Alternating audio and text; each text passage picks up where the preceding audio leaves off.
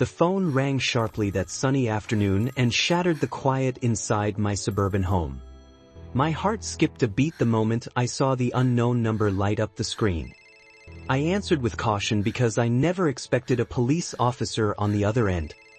He told me Karen had dialed 911 claiming I was committing fraud over some old debt. I stood frozen in my living room while the words sank in like ice water. My name is Jennifer and I have lived peacefully in this HOA neighborhood for over a decade. My husband Mark passed away 18 months ago after a long painful battle with illness. We built a simple life here and the house was paid for, so I was managing just fine. Until Karen decided family loyalty meant I owed her $50,000 from his past. Karen was Mark's sister and she also happened to be the president of our homeowners association. She loved her tiny slice of power and now she was using it against me personally. The debt supposedly came from a loan Mark took long before we ever met. I had zero knowledge of it and certainly no legal responsibility for paying it back.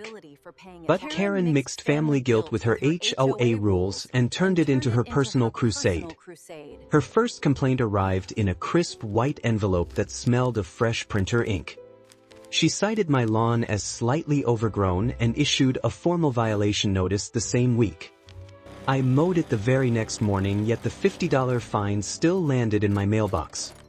The air inside my house felt heavier with every new piece of paper that arrived. Neighbors who once smiled now looked away when I walked my dog down the street.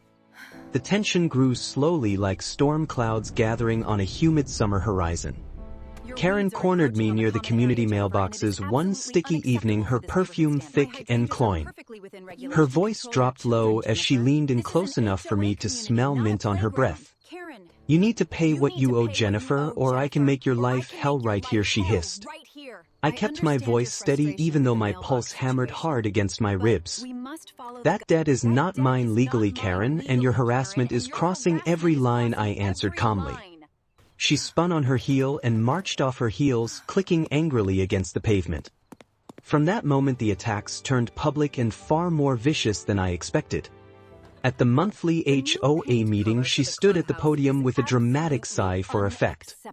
She told the entire room I was ignoring obligations and disrespecting the whole community. I sat in the back row feeling every stare burn into my skin like hot needles. Whispers rippled through the crowd, turning my reputation into dust in under 10 minutes.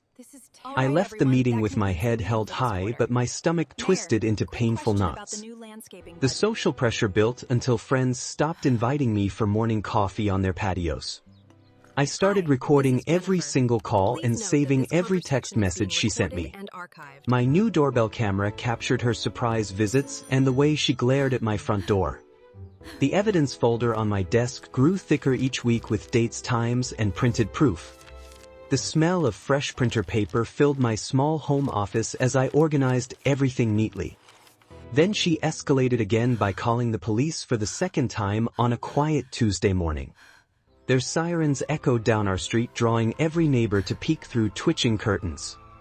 Karen accused me of stealing HOA funds to avoid settling the supposed family debt. The officers stood on my porch asking questions while I showed them clean bank statements. They left without charges, but the humiliation left a bitter taste that lingered for days. I poured a glass of red wine that night and let the deep sigh escape my lips. The lawyer I met the following morning reviewed my thick folder with a nod of approval. "This is clear harassment and a blatant abuse of her official position," he told me confidently. We prepared a formal complaint for the HOA board and discussed filing a civil suit if needed. Karen made her fatal mistake during one angry outburst she thought no one would notice. She sent a group email to the entire board and accidentally copied me in her rage. In black and white she demanded the debt payment or threatened even more violations for me. That single message proved she was weaponizing her title for personal revenge and nothing else. My heart raced with quiet triumph the moment I forwarded it straight to my lawyer. The emergency board meeting was scheduled for Friday evening in the community center. I arrived early, dressed in a simple black blazer, ready to lay out every fact clearly. Karen sat at the head table, her makeup flawless, but her eyes darted with sudden nerves. I played the recorded calls one by one, letting her own voice fill the silent room.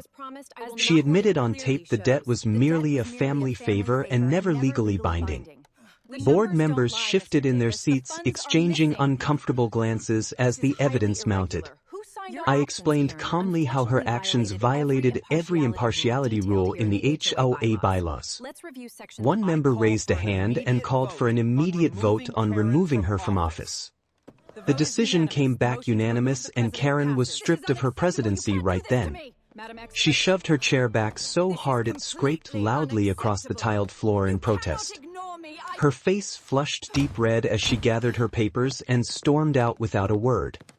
The relief that washed over me felt like cool, fresh air after weeks of suffocating heat. In the weeks that followed, the neighborhood settled back into its usual peaceful rhythm. No more violation notices appeared taped to my door or stuffed in my mailbox. Neighbors started waving again, and the gossip faded faster than morning dew on the grass. I planted bright new flowers along my walkway, enjoying the rich, earthy scent of fresh soil.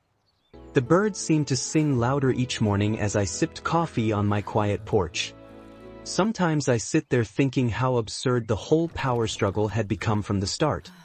Tiny HOA kingdoms can turn reasonable people into clipboard-wielding tyrants overnight.